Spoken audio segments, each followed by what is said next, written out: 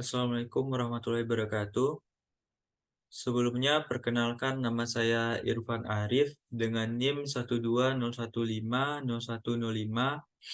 dari kelas RUU RGLA. Pada kesempatan kali ini, saya akan memaparkan mengenai tugas ujian akhir semester regulasi RUU dari eksplorasi migas. Untuk kerangka presentasi yang akan saya jelaskan, yang pertama itu ada pendahuluan, yang kedua ada regulasi eksplorasi, yang ketiga itu adalah tujuan UUD dan UU sebagai regulasi, yang keempat adalah tahapan kegiatan eksplorasi, dan yang kelima adalah regulasi lingkungan hidup. Sama-sama kita ketahui bahwasanya Indonesia adalah negara yang kaya, baik itu emas, batu bara, panas bumi, minyak dan gas bumi, yang semuanya kita kenal dengan bahan galian tambang. Indonesia juga merupakan sebuah negara pemasok cadangan migas yang cukup banyak. Sudah seharusnya untuk itu Indonesia memiliki suatu sistem pengelolaan migas yang baik. Akan tetapi untuk pengelolaan migas di Indonesia belum memiliki ketegasan skema yang diterapkan. Selanjutnya, dari data yang ada, terdapat 20 cekungan sedang aktif memproduksi minyak dan gas, dan 27 cekungannya belum bereproduksi, belum berproduksi namun telah ditemukan, dan 13 cekungan lainnya itu belum ditemukan. Sedangkan 68 cekungan belum dilakukan pemboran. Nah, dari informasi ini saja kita sudah dapat mengetahui bahwasannya eh, eksplorasi dan pengembangan sumber daya minyak dan gas di Indonesia itu di berbagai cekungan sedimen masih berlangsung.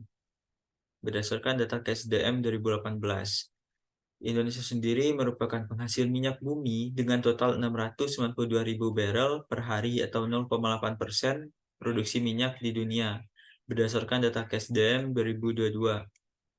Nah, hal ini namun belum tercukupi untuk kebutuhan dari dalam Indonesia sendiri karena begitu banyaknya permintaan akan minyak bumi.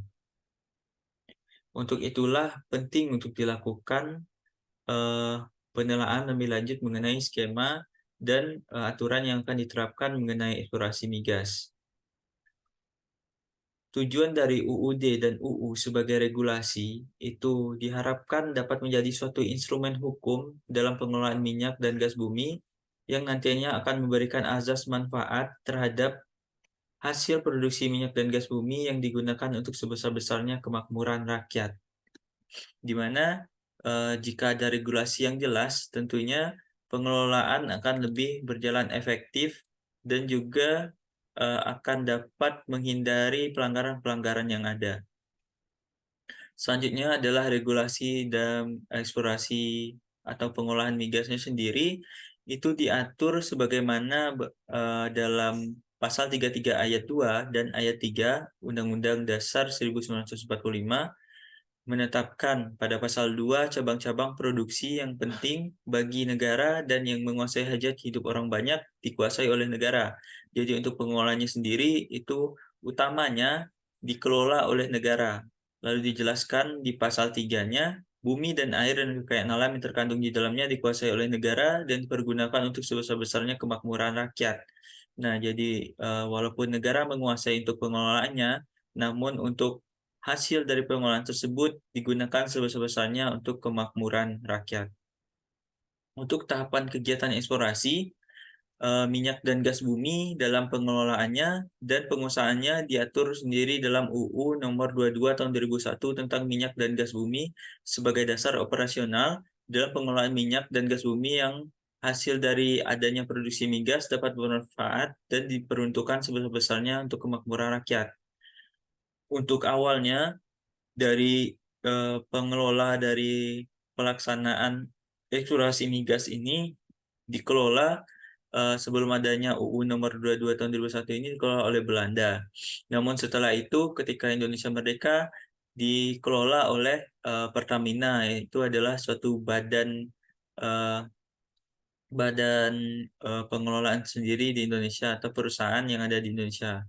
Nah, setelah itu barulah dilaksanakan perubahan lagi, di mana dibentuk badan khusus yang menggantikan perusahaan tersebut, di mana ada dua badan, yaitu yang pertama adalah Badan Pelaksana Minyak dan Gas Bumi atau BP Migas yang bertugas untuk mengelola atau melaksanakan pengusahaan minyak di hilir, dan Badan Pelaksanaan Hulu BPH Migas yang seperti namanya itu mengelola pengusahaan minyak di bagian hulu.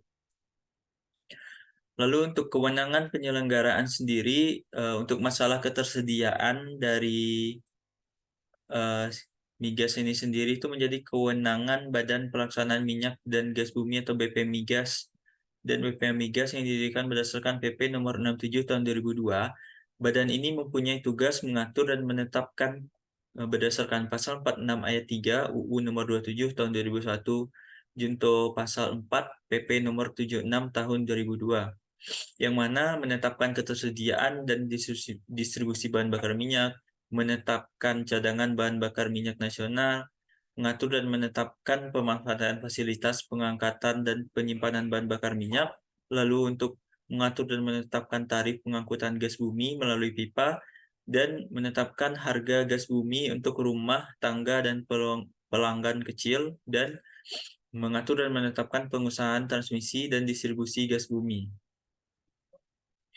Untuk regulasi lingkungan hidupnya sendiri itu berdasarkan UU nomor 23 tahun 1997, di mana untuk dasarnya sendiri itu pasal 8 ayat 1, di mana sumber daya alam dikuasai oleh negara dan dipergunakan untuk sebesar-besarnya bagi kemakmuran rakyat, serta pengaturannya ditentukan oleh pemerintah. Dan pasal 3 ayat 1, di mana hak penguasaan dan wewenang pasal 3 ayat 1 itu air beserta sumber-sumbernya termasuk kekayaan alam yang terkandung di dalamnya dalam pasal 1 angka 3, 4, dan 5 undang-undang ini dikuasai oleh negara. Regulasi lingkungan hidup sendiri itu merupakan hak atas lingkungan hidup yang baik dan sehat, sudah diakomodir sebagaimana pada pasal 28H ayat 1 UUD 1945 sebagai bagian dari hak asasi manusia yang menyatakan setiap orang berhak hidup sejahtera lahir dan batin, bertempat tinggal dan mendapatkan lingkungan hidup yang baik dan sehat, serta berhak memperoleh pelayanan kesehatan.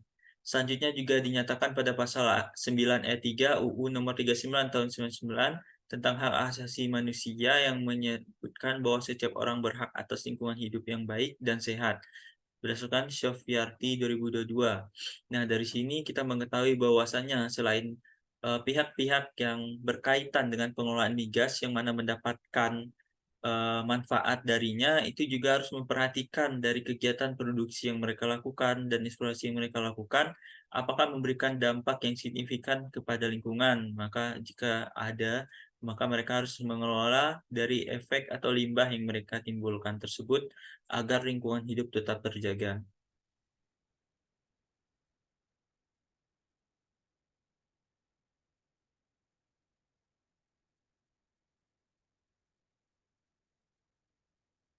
Dan berdasarkan pasal 1 ayat 3 UU nomor 32 tentang perlindungan dan pengelolaan lingkungan hidup, juga ditambahkan bahwasanya eh, pengelolaan lingkungan hidup dan pembangunan berkelanjutan adalah upaya sadar dan terencana yang memadukan aspek lingkungan hidup, sosial, dan ekonomi ke dalam strategi pembangunan untuk menjamin keutuhan lingkungan hidup serta keselamatan, kemampuan, kesejahteraan, dan mutu hidup generasi masa kini dan generasi masa depan. Jadi di sini juga ditambahkan bahwasanya pentingnya menjaga lingkungan hidup ini bukan hanya untuk masa sekarang, tapi juga masa yang akan datang, dan itu berkelanjutan. Nah, berdasarkan presentasi kali ini dapat disimpulkan bahwasanya minyak dan gas bumi itu merupakan sebagai dasar dari operasional dan pengelolaan minyak dan gas bumi yang hasil dari adanya produksi migas itu nantinya akan bermanfaat dan diperuntukkan sebesar-besarnya untuk kemakmuran rakyat. Dan dengan penerapan sistem pengelolaan dan pelaksanaan eksplorasi yang berlandaskan UUD dan UU, maka alur pengelolaan SDA migas dapat dilaksanakan sesuai dengan tujuan yang diatur dalam aturan tersebut.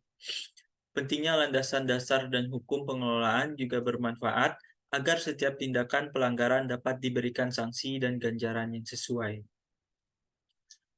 Mungkin sekian untuk presentasi yang dapat saya sampaikan. Kalau ada salah dan kurangnya saya mohon maaf. Berikut daftar pustaka yang saya gunakan. Saya sudahi, wabillahi taufik wal hidayah. Assalamualaikum warahmatullahi wabarakatuh.